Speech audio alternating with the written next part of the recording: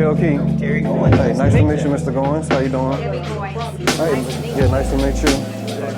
Mr. Mikhail Key, nice to meet you. Okay, hey, nice to meet you. Did we shake it? Did we? And Mikhail, nice to meet you.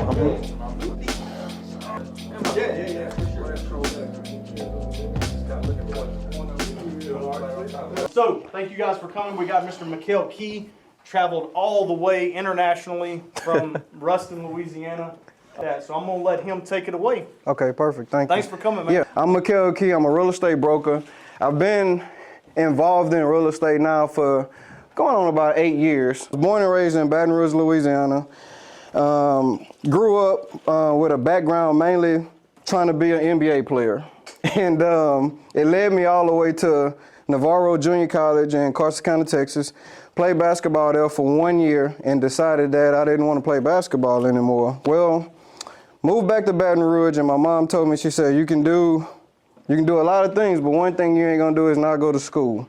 So I enrolled at LSU, and after LSU, I went into a journey being a big box retail manager. Started working there for $6.25 an hour at Walmart.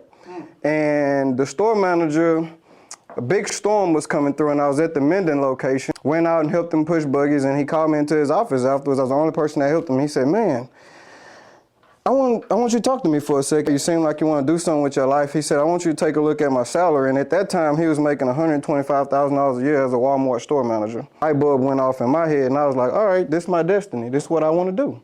Did that for 8 years, not all at Walmart. I transitioned from Walmart, went to Target, ran stores for Target for a few years, and then I ended off running stores with Lowe's. That was when the realtor that sold me my first house, she said, man, you seem like an outgoing person, and I think that you would probably be really good in real estate. Now, where are my KW people here?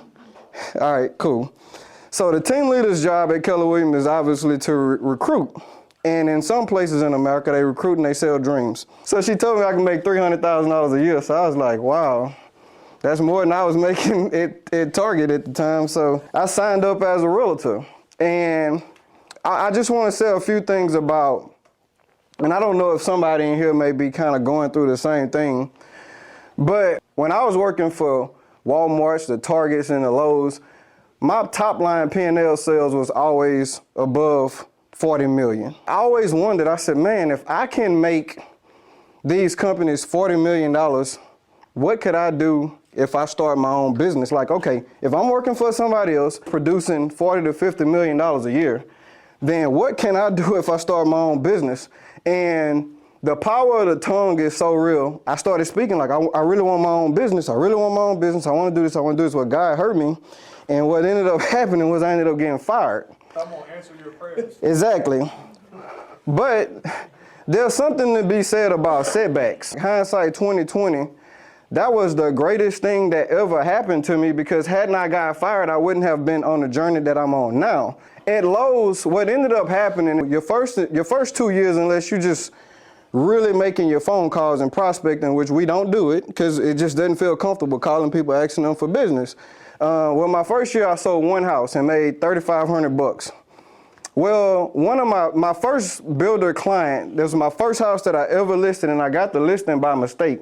I was helping the guy at customer service, and he was like, you're a realtor, I've seen you around. I was like, yeah. He was like, cool, list my house.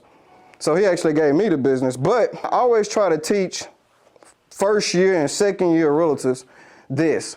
Keep your day job, because if you go to a bank and you ask for an investment loan, they're going to want to see that you can pay them. And I figured out a little hack early on in my journey was that if I could build spec houses, which this guy taught me how to build spec houses, and one of the advantages of developing property and building spec houses, I've built $250,000 spec houses, and I've done one $1.5 million project. And the one thing I figured out about developments was that if you can keep your LTV, your loan to value, under 80% of the total value of the project, if you can keep your construction costs under that, you could do a lot of developments with no money out of pocket. That was valuable for me building spec houses as an early realtor, because I was able to double dip. Not only was I able to make a salary selling the spec houses, I was also able to list the properties. So that's a good gem for anybody who's first year realtor not making any money. If you can learn how to build spec houses, you can create inventory for the market and make money. So from there, building the spec houses as a realtor, I built 5, and then I partnered up with a person that bought a spec house from me and started buying apartment buildings and foreclosures. Bought 3 foreclosures in 2018, and then my first big deal was actually here in Alexandria. There was a 32-unit apartment complex that a doctor here owned, and the property management company ran it in the ground, and I bought the deal for $300 grand. Utilized the same principles that I used to build spec houses, did a cost of construction, presented it to the bank. The price to purchase it and the construction cost was well under the $1.3 million that it came back appraised at. So the bank gave me all the money up front. So essentially, by me believing in my journey, jumping out there and being willing to get some skin in the game, I learned a hack that took me from 0 properties to 60 properties in year 1, just by utilizing that strategy. So retail journey went well, had a setback, okay?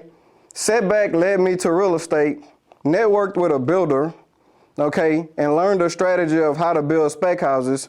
From building spec houses, scaled up and started buying apartment buildings. And you're probably asking, okay, I hear all this, and how'd you have time to build your business out, deal with your 4 kids? How'd you have time to just be perfect? I was not perfect.